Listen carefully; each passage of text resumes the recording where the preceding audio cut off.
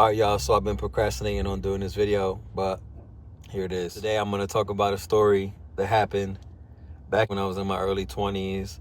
It has a lot to do with how my whole life got transformed, how I made a promise to God that I couldn't go back on.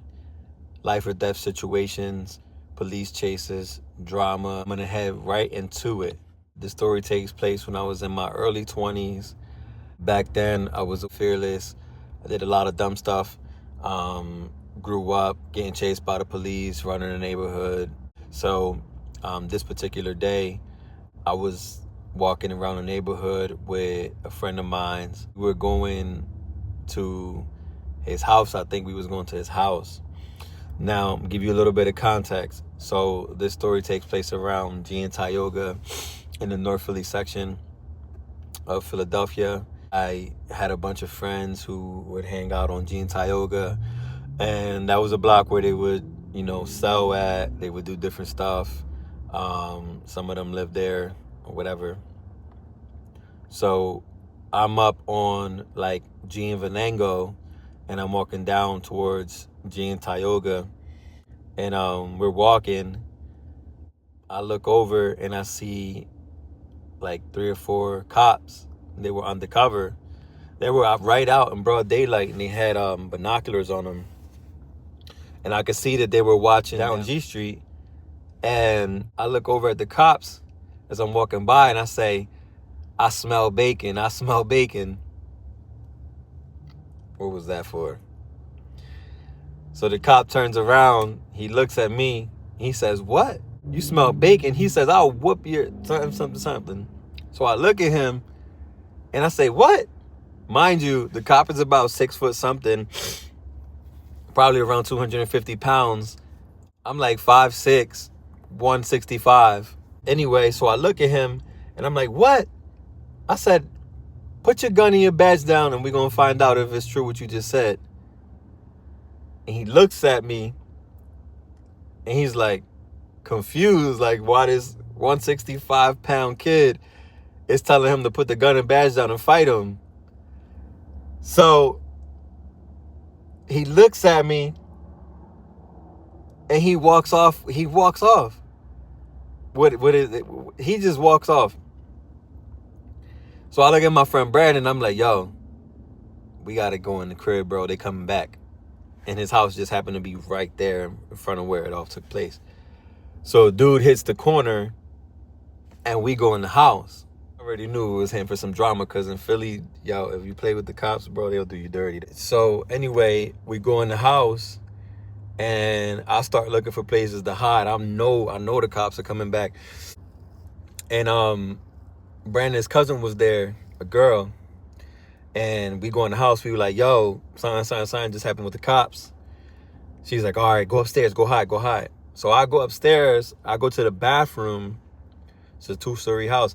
I go to the bathroom to go hide. So I'm in the bathroom. I'm panicking. I'm like, "Oh, man, it's about to go down. I already know it's about to go down." Like, not even 3 minutes pass by, and I hear a boom at the door. I hear, I'm in the bathroom. I'm like, "Oh, man, it's about to go down."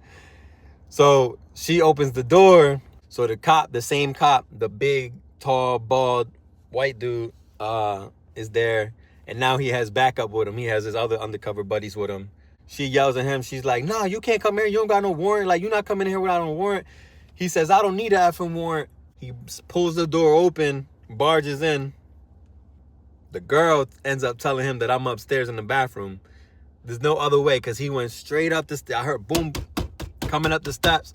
He comes straight to the bathroom, and I'm in there, and now he's banging on the bathroom door. Open the door, open. I'm in the bathroom, I'm panicking, I don't know what to do. I'm like, "Oh my God, let's do the box." Yo, I'm telling you, if you play with the cops in Philly, they would beat you down. They would, and the undercover cops are even worse. So there's like this little small bathroom window, and I'm like, my only way out, there's no way to run. The only way out is through this window. So I start taking everything from him on the windowsill, open the window up while he's banging on the door saying, "Open the door, I'm gonna break it down. Open the door, I'm gonna break it down." So I'm looking around. I'm like, "Oh, man, I got to go through this window." So I put the front of my body out the window, and when I look down, I see my friend Aaron. He's on the ground, and he's like, look. His partners were going around the corner as I'm having my body halfway out of the window about to jump. His partners are going around the corner. He had more people coming in. But I knew there was no other option. It was anyway, I put the front part of my body out the window, lower myself, and hang jump out of a second-story window. I hit the ground. As soon as I hit the ground, they already had turned around the corner, so they didn't see me. So I start running. I take off. Whew. Running down the street. I hit the corner. Run down G Street, turn left, down, I think it was whatever street it was, turn down the corner, hit the alleyway, ran down the alleyway. My neighbor, there was a late neighbor, we called her the cat lady because she would feed all the cats in the neighborhood. And she would always see me going through the alleys and all that kind of stuff and whatever. Anyway, I ran down the alley, ran past the cat lady's house to the end, and my house was on the right. So I ran through the backyard into my house. I had a pit bull, a big giant pit bull at the time. Her name was Hazel. And anyway, so I run in the house and I run upstairs to my mom's room. I'm like, yo, the cops, they're chasing me. My uncle at the time, he was like, I'm lying, bro, ain't no cops chasing you. I'm like, bro, I'm not playing. The cops chasing me. So my mom looked at me. She's like, go downstairs, go to your room, go change your clothes and get out the house. I run to the basement. I hurry up. I change the clothes that I had on to different clothes. And I leave back out the backyard. Now, my mom's crib, it had like how the way it was like a little roof where the kitchen was. And then it was a bigger roof for the second story. So I climbed up the little roof and there was a ladder there. I put the ladder up and then I climbed up to the second roof. And I just laid right there at the edge. Like I laid right there flat on the roof. And while I'm laying there flat on the roof, tell me why I hear my dog bark, and I hear branches breaking and everything, and it's the cop, and he's coming down the alleyway. My mom goes to the backyard. We had like a sliding glass window in the backyard. She tried to play it off. She's like, officer, what's going on? What's happening? He's like, get in the house. Get the dogs in the house before I shoot them. Hurry up, get them in the house. So she gets the dogs in the house. This dude comes in the backyard, comes on the deck, climbs up the little roof. Mind you, the whole time I'm hearing all this. And I'm praying to God. I'm saying, God, please, I'm laying on the roof flat. It's the daytime and it's the summer. And I'm praying, I'm saying, God, please do not let him come up this roof. I was like, please, God, Lord, if you save me from this one, I will serve you, Lord. I'll give my life to you, God. Please just save me from this one. Because like that's how crucial it gets. When you play with the cops in Philly, you're liable to lose your life playing with cops in Philly. And if the bare minimum is a beatdown, a crazy beatdown, I'm talking about broken eyesight, like it's bad. Anyway, tell me why I'm laying there. I'm laying there, and as I'm praying, I say, God, if you get me out of this one, I hear him climbing up the ladder, and I'm laying right there. I'm saying, please, Lord, don't let him come up here. Please, Lord, don't let him come up here. As I'm saying that, I open my eyes and all I see is this big white bald head pop above the roof line. And I look, oh! I start taking off running. I run to the front. There's my mom's roof and then there's another smaller roof right next to it. I run to that roof and he finally climbs up and I hear him on the walkie-talkie or whatever. We got him. He's up here. He's on the roof. Talking to whoever we was talking to, saying what he was saying. I run all the way to the edge of the smaller roof. He's hot on my trail. I get to the edge. I was always scared to jump off this roof because it was taller than all the other ones I ever jumped from. Look at him one last time. Hang jump off the roof. Boom, hit the floor. As I hit the floor, he sees me. Now, I'm 165. I can handle jumping off that roof, but he's like 250, 6 something. If he jump off of that roof, he liable to get hurt. So anyway, I jumped off the roof and I ran back towards my mom's house to go back in the house. As I'm running in the house, my aunt opens the door and she's standing right there and I crash right into her. Boom, hit her face to face. I hit her and run her over. She's on the ground and now I'm back in the house and I'm like, oh, what am I gonna do? I'm like, damn, I'm trapped. If I stay here, I'm trapped. Now, mind you, the cop, he saw me run in the house. He never saw me come back out. But as I realized that I was trapped, and he sees me in the house, he goes back the opposite way that he came. He goes back the way he came to go back down the ladder to go in through the back.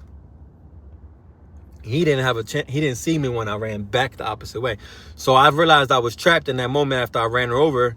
And then I turned back around and ran back out the front door. Now, he never saw me. So he thinks this whole time that I'm in the house. I actually ended up leaving back out, running across the street. Now, across the street from my mom's house, there was this big factory where they made rebar. And right behind there was train tracks. So I ran to the gates of the factory, and I ran down the lot of the factory, and then there was another big jump onto the train tracks, and I jumped onto the train tracks. Mind you, while I'm jumping on the train tracks, I lose my shoe in the mud. So I got one shoe on now, and there was like a barbed wire fence across the other end of the train tracks. I jumped over the barbed wire fence, and there was a barbed wire fence, a little area of trees and stuff, and then there was another fence to cross over the other side.